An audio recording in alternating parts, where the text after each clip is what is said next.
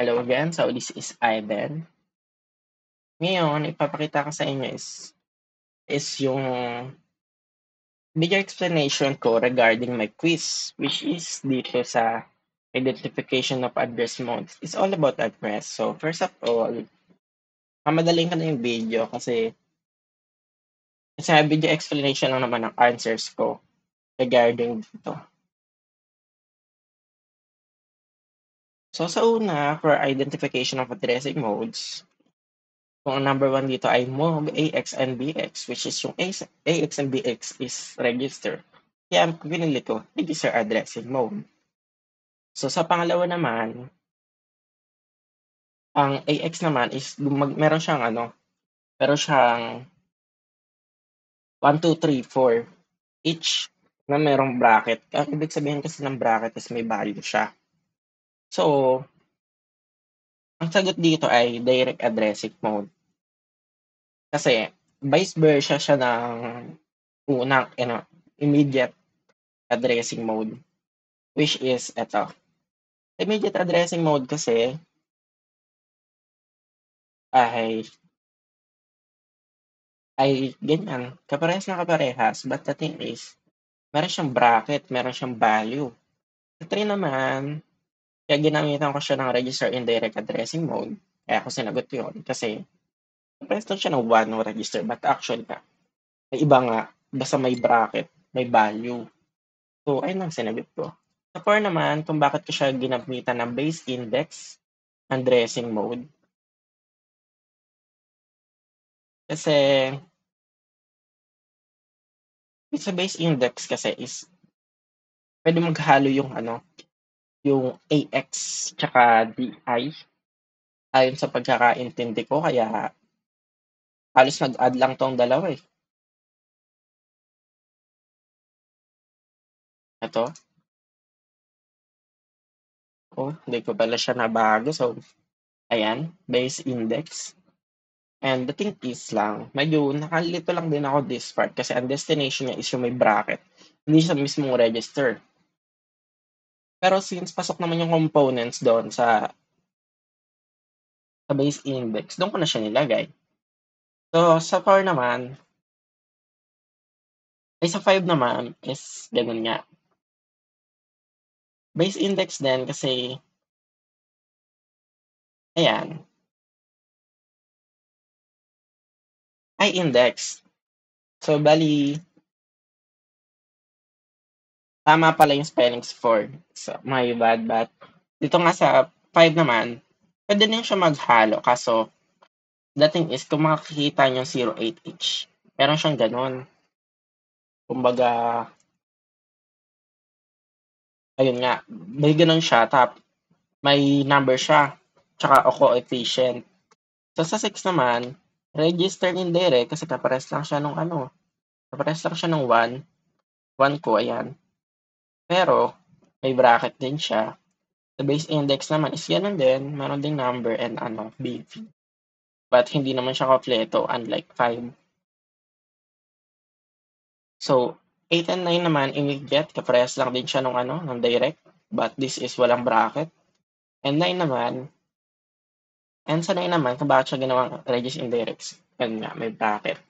So, dito kasi meron siyang 8 na addresses. Which kung papaliwanag ko one by one, ayan, immediate address, register address, direct addressing, register indirect, base addressing, index, and base index. So, lahat 'to halos parang siya may partner actually. May partner na reverse lang yung isa, parang vice versa ba. So, since this is video explanation lang naman, pinaliwanag ko na lang siya kung paano ko siya kung paano ko siya sinagutan. So, dito naman sa right ko, specific addresses, addressing mode, ano naman 'to? Actually, this is lang, common sense lang.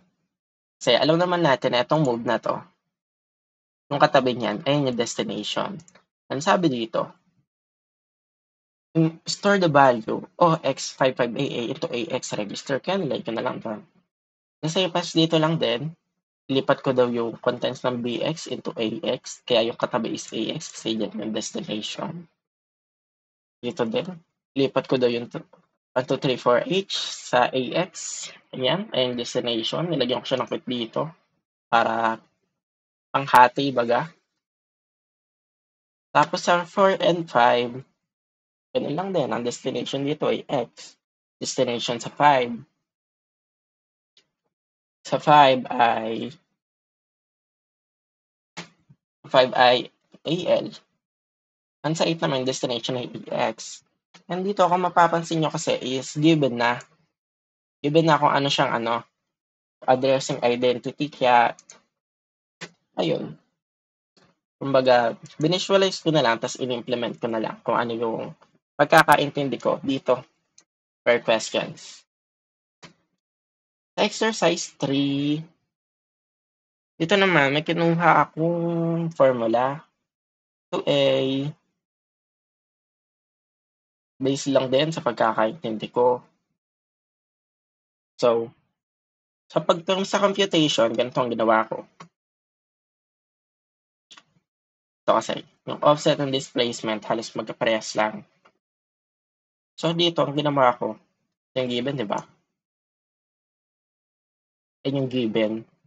Kumbaga, nilagay ko lang yung mga dapat ko ilagay na nila, na components like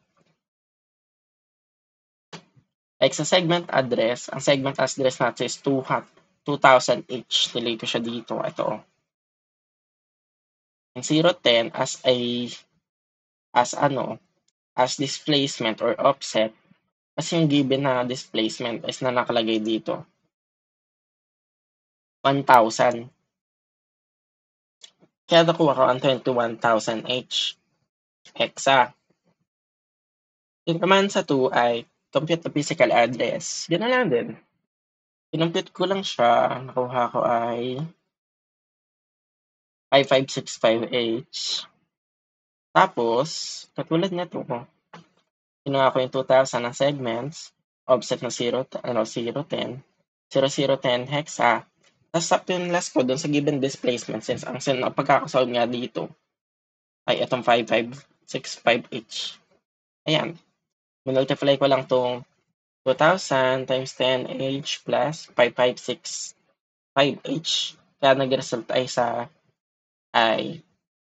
25565 hexa. So, gano'n lang din ginawa ko dito sa 1. Ito. Very parehas lang. Ito naman sa exercise 4 ay analyze the following code snippet and answer the questions. Ito daw SI na may value ay ililipat ko daw sa AX. Para mag-move daw ako. So, at first, ang question dito, identify the addresses mo using this instruction. So, ayon sa pagkakaintindi ko nga, tulad lang din ng ginawa ko sa 1, reduce sa indirect kasi meron siyang bracket, may value. Tapos SI sa 2000H immediate kasi ayun nga, may number at coefficient na letter.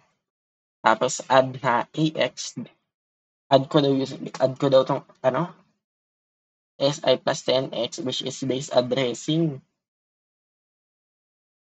Base addressing siya kasi nga, ayun nga, pinaghalo lang yung may pinaghalo lang at may sum ng SI at 10H kaya base addressing ginamit ko. Tapos, dito naman sa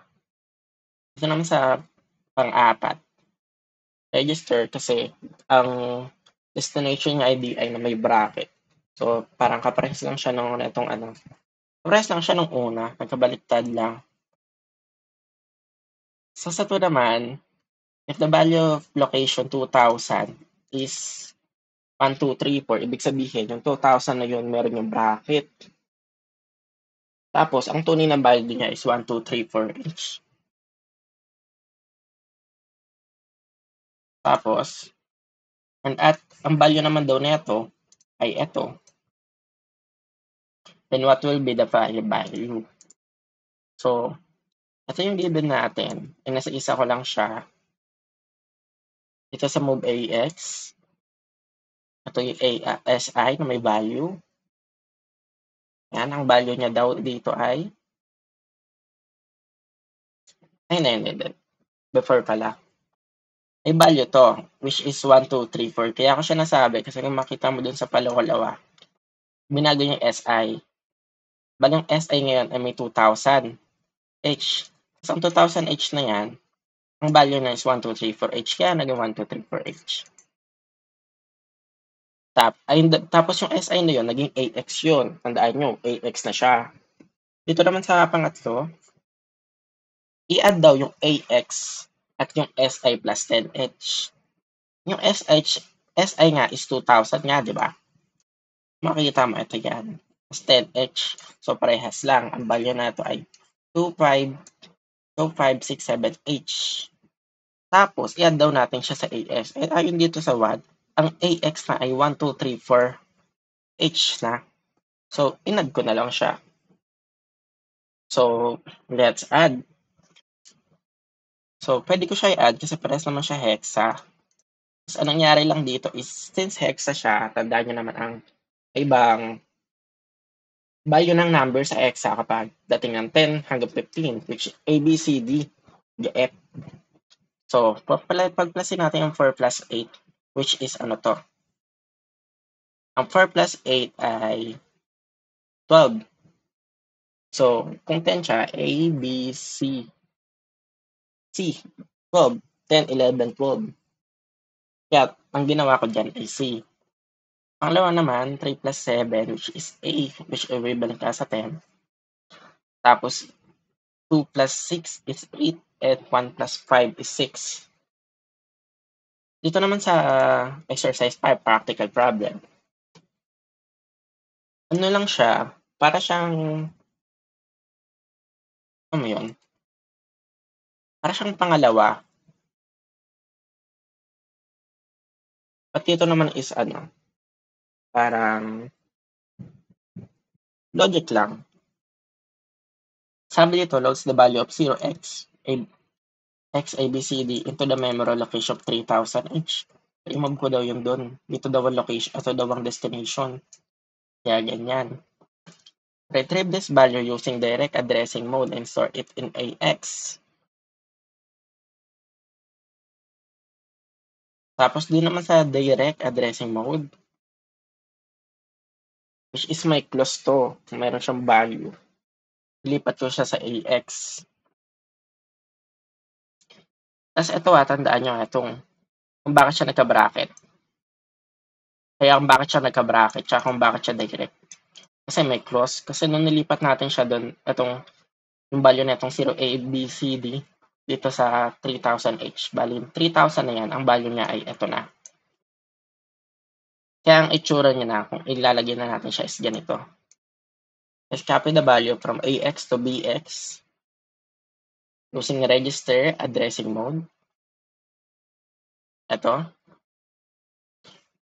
Ang destination daw ay is BX. AX daw to BX, kaya ayun katabi ng mode. And dito naman sa 4, stores the value in BX, the memory location pointed by DI using register indirect. Which is ang register indirect is yung may bracket. So doon niya, assume DI is for 4,000H. So, since nga itong ay register indirect. Ang tunay na value na itong DI, kasi pinakasagot ko talaga, kasi itong 4,000.